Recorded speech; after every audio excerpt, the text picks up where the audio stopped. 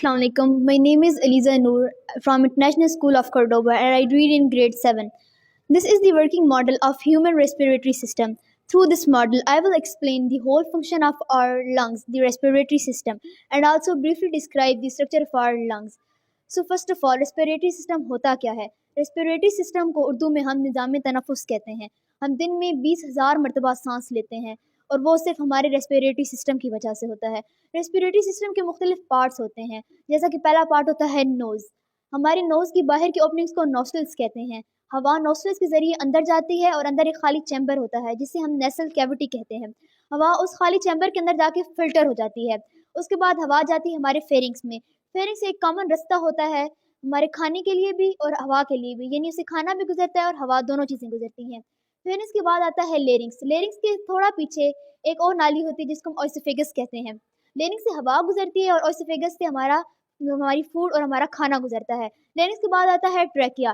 Trachea आगे जाके दो पार्ट्स में डिवाइड हो जाता है और उन दोनों पार्ट्स को हम ब्रोंकाई कहते हैं. लेफ्ट ब्रोंकाई लेफ्ट लंग में इंटर होता है, जबकि राइट ब्रोंकाई राइट लंग में इंटर होता है.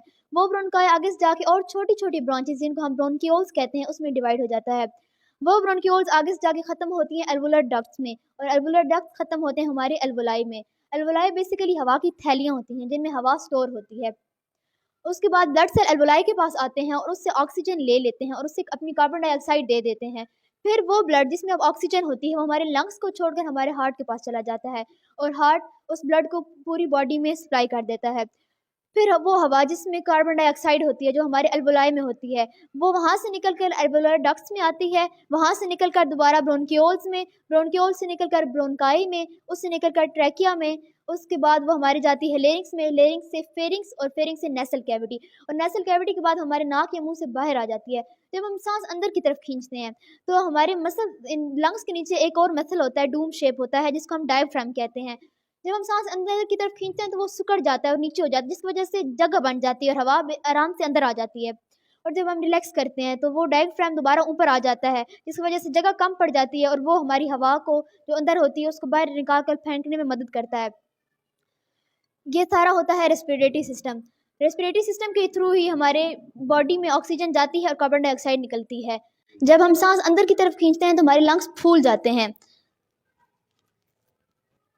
बिल्कुल इसी तरह हमारे लंग्स फूल जाते हैं. और जब हम रिलैक्स करते हैं तो हमारे लंग्स की दोबारा शेप बिल्कुल इसी तरह हो जाती है.